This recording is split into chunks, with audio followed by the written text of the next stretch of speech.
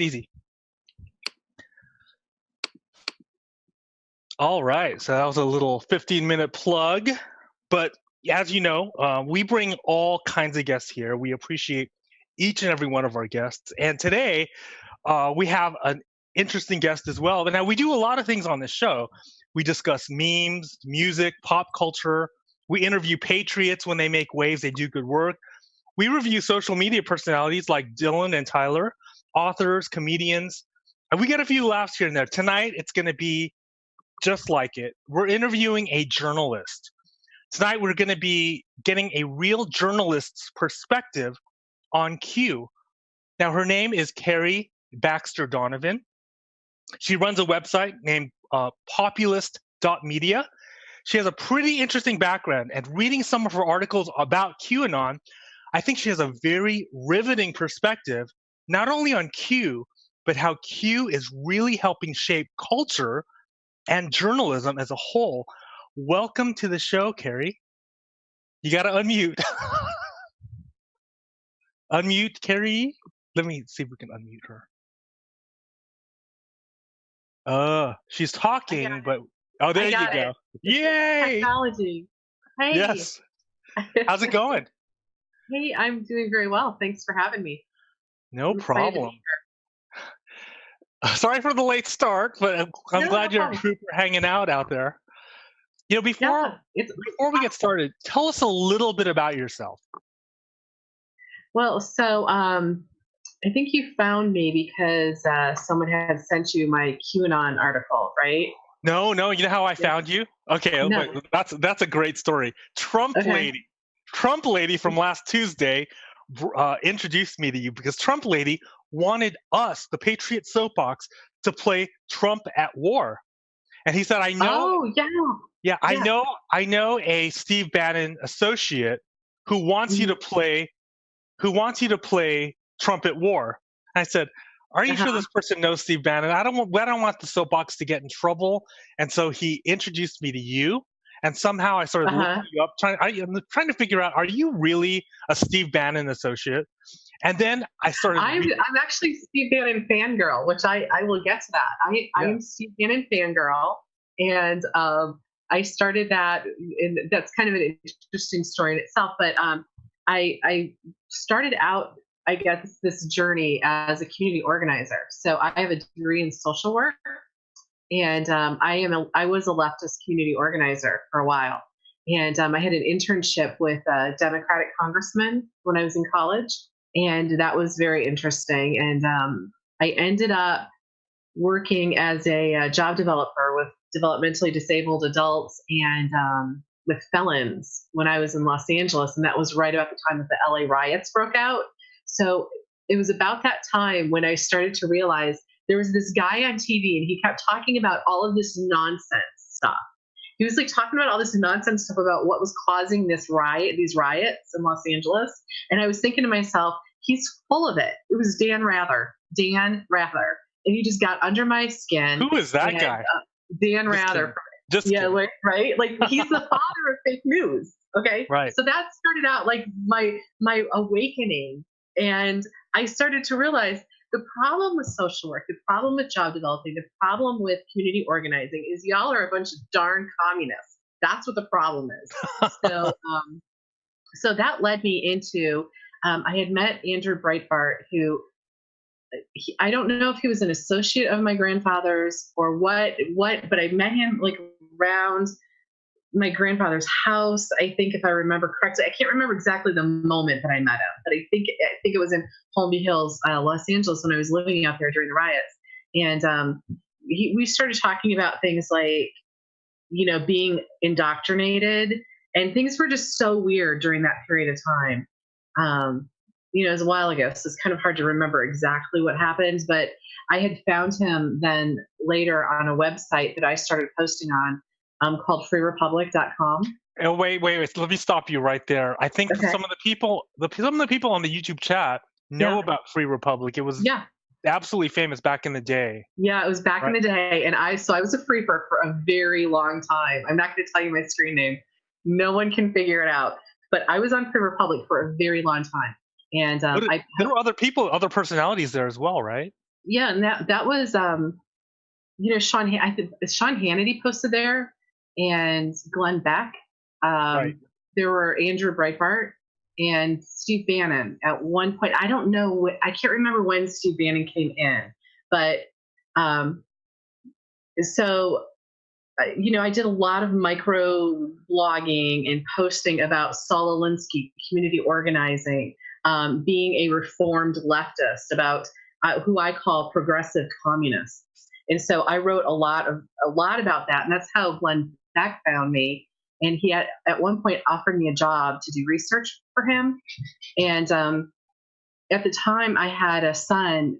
I have three children, and my son was very little, and he was showing some special needs. And I decided, no, I think I'm just going to stay at home and take care of my kids, and I'm just going to raise my kids. And so my son, his special need ended up to be that he's an astronomical genius.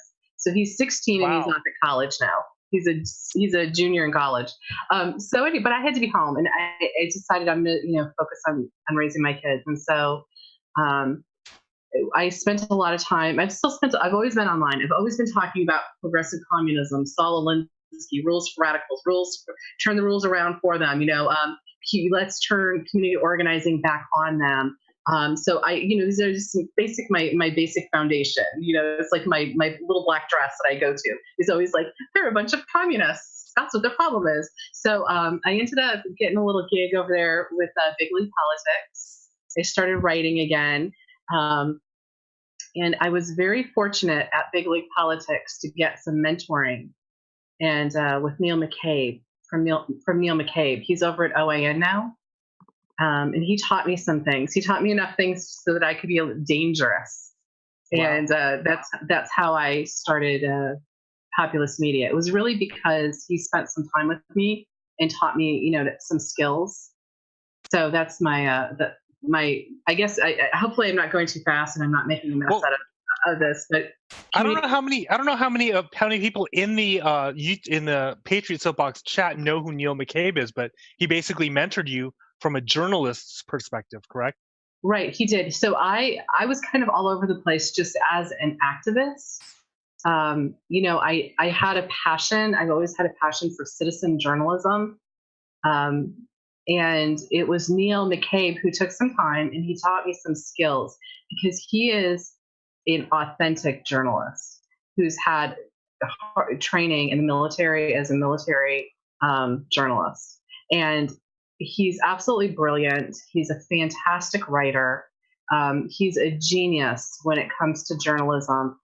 And he's also very patient. So he dealt with me. I'm dyslexic. I say I put the sexy in dyslexia, because I have a message and I know what I want to say, but I didn't have any of the structure, and so it was him who gave me the structure.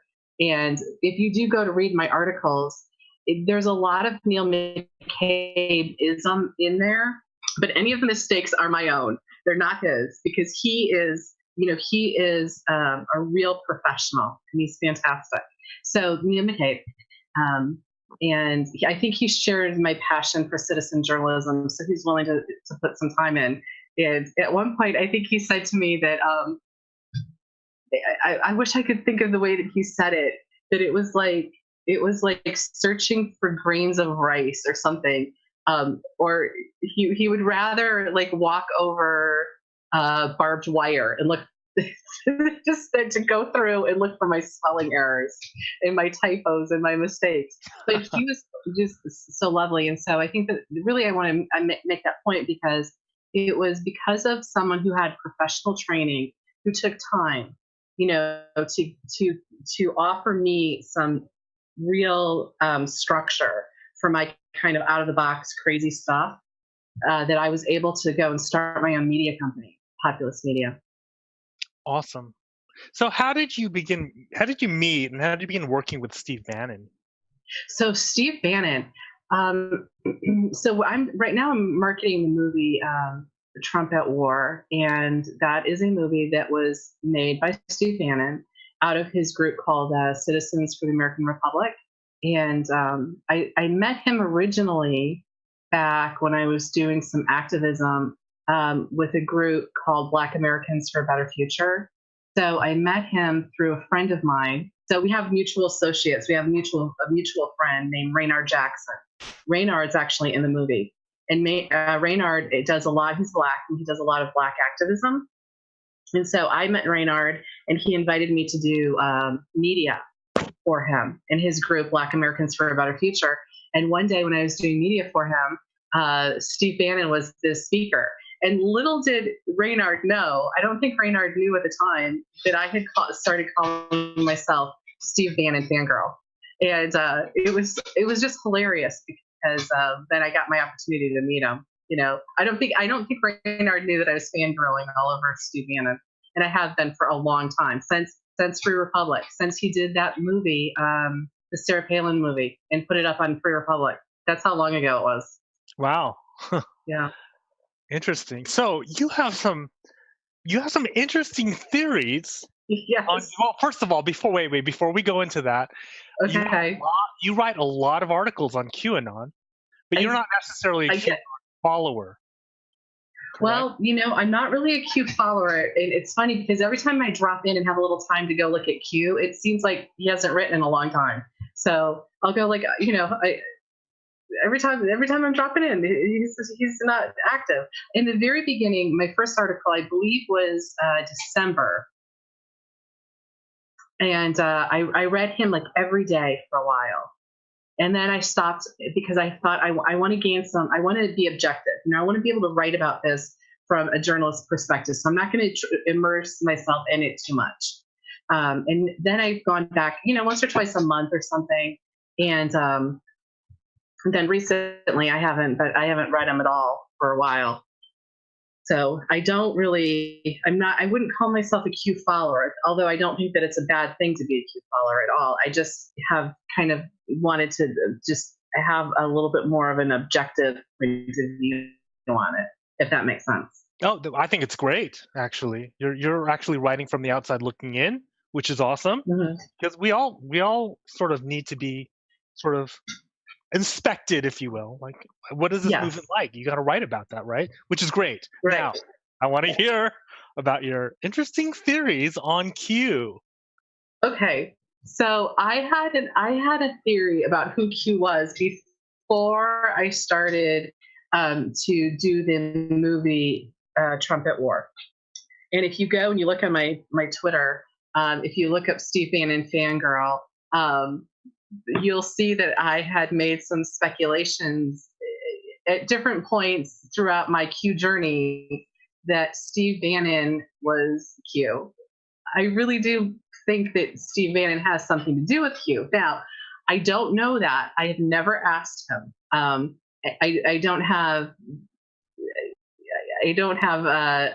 have no inside information.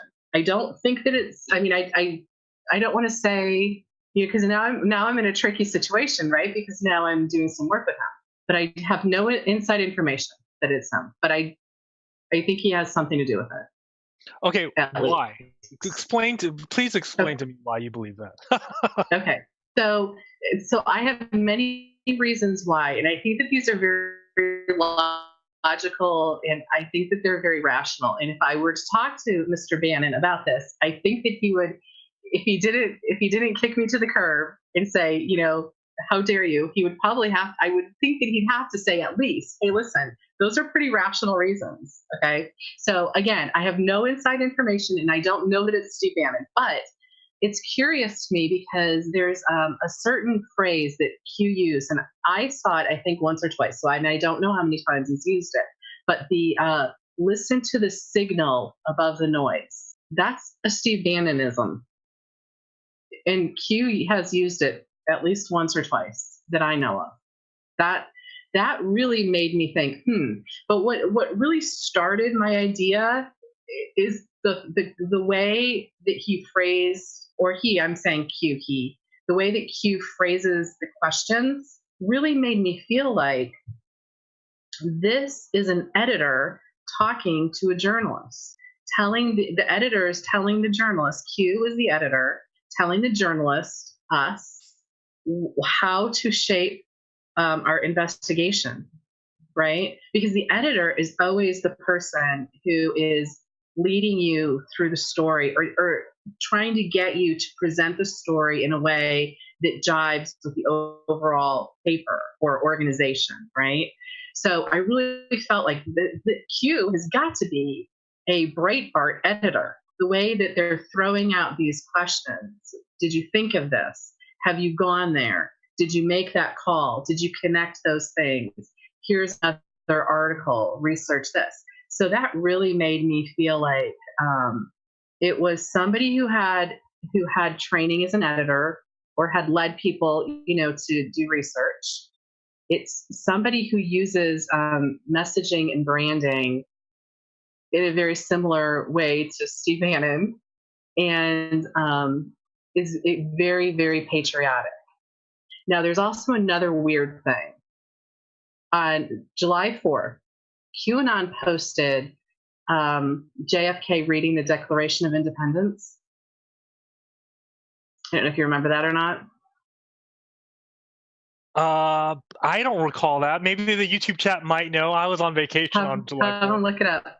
I had posted that on my Twitter account. Now, I had been posting it on my Facebook page because I love the Max Lucredo version, and I listened to it obsessively. So I'd been posting that all the time for like days, weeks. I'd written articles about Alex Jones. I put it in there. I was dropping it all over the place. Then on the 4th of July, I wrote, "Dear Q, happy 4th of July." And I found the version at the time. It had it'd been up for 10 years or something. I don't know. Don't quote me on that. It had been up for a long time, and it had relatively small amount of views. And I'm like, see, JFK reading the Declaration of Independence is me sending a signal to Steve Bannon. That's what was in my mind, right? And I wrote, "Dear Q, happy 4th of July" or something. And then I went and I looked, and Q had posted the JFK Declaration of Independence. Now, that could just be a coincidence. It could be a coincidence. I don't know. With Q, do we really know? So these are my suspicions. But again, I have no inside information that it's him. But I suspect he's involved in whoever. He's involved with whoever it is that is behind Q. Does that make sense? From my perspective, I loved it when you talked about Q as like an editor, and we're the journalists, and he's telling us to do some research, and he says, "Are you looking at the right sources? Are you looking here? Are you looking there?" And I think that in itself is I love your theory, but I think that was a very interesting approach to citizen journalism, and how amazing it is that Q has caused us to start really digging deep into a lot of these historical events, as well as just political subjects. It's some things that we would never do research on. It's been an amazing journey for a lot of us. That's why we have this channel.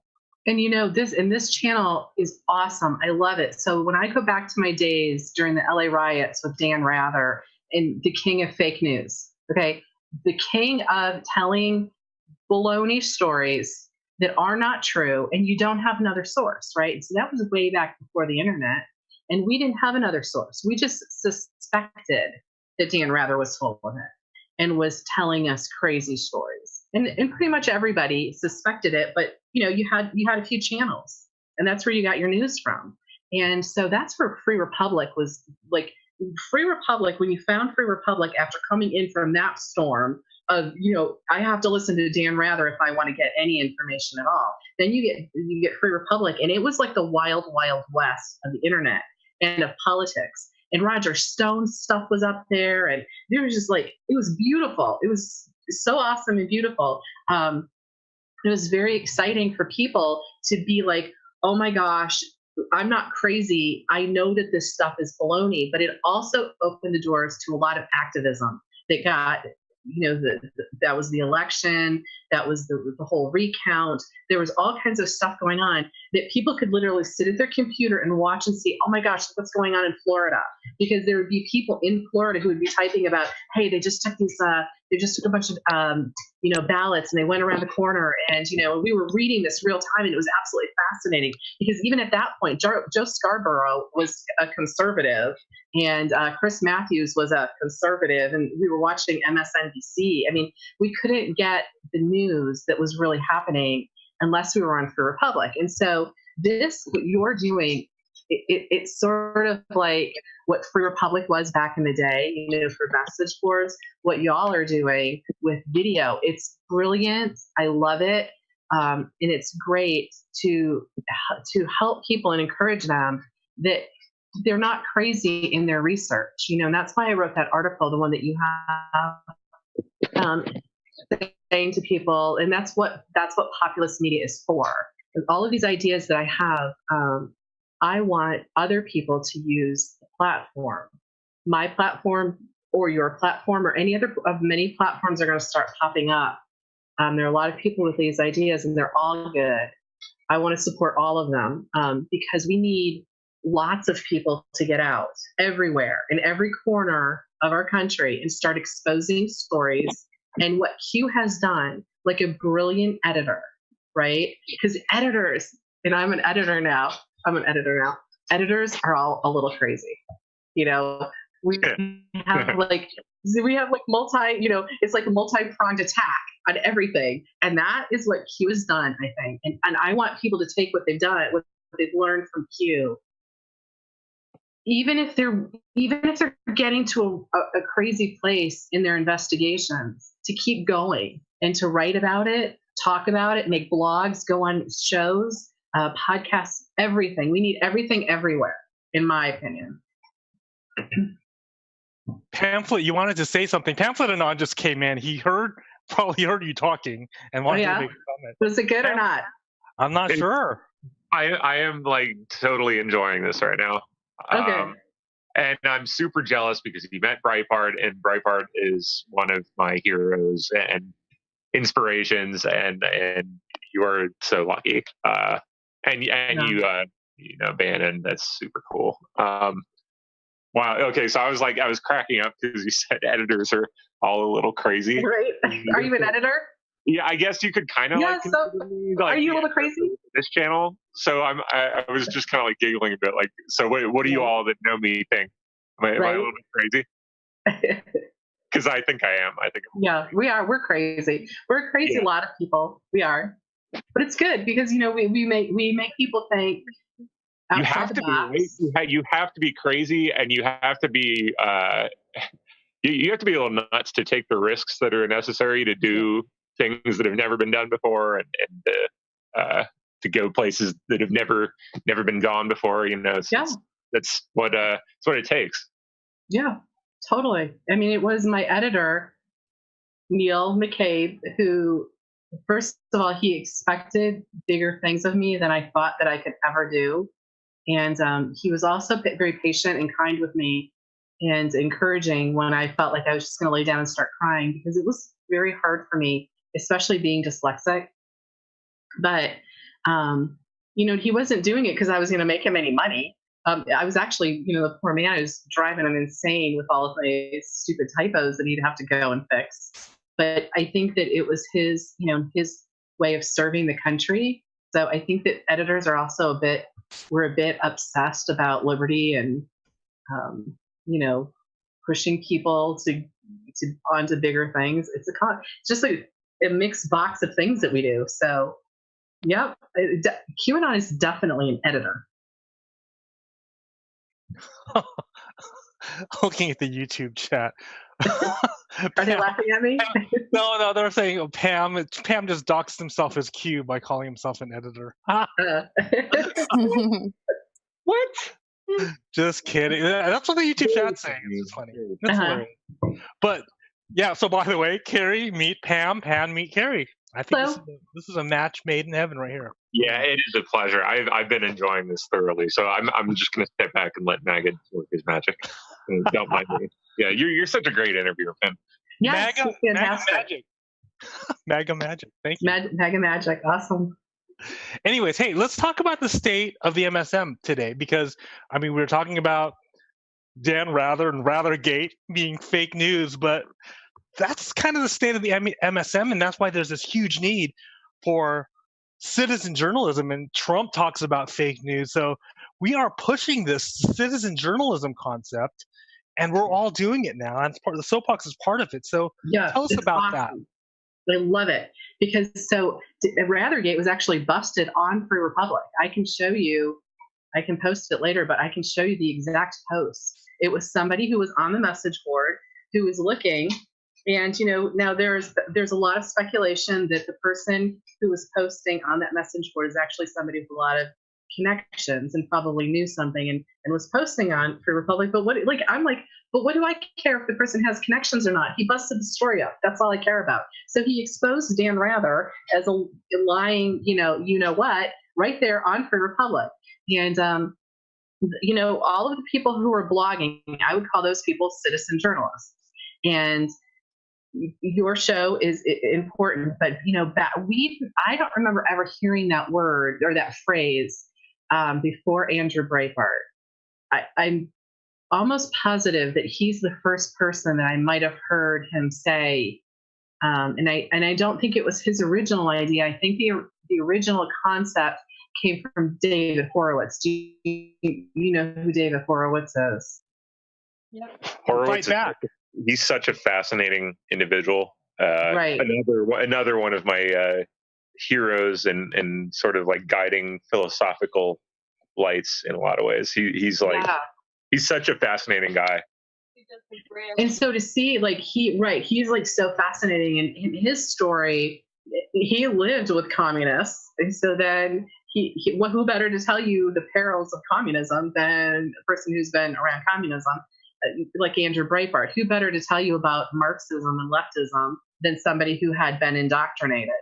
And so Andrew Breitbart, maybe even David Horowitz, was the original walk away from what you were indoctrinated with. But so I think that if you think what is the progression of citizen journalism to today, where it's almost a household word, which is beautiful, because all that means is it's citizen journalism it's giving somebody permission to go out and defend their liberty using the pen and the sword. And that is what our country is founded on.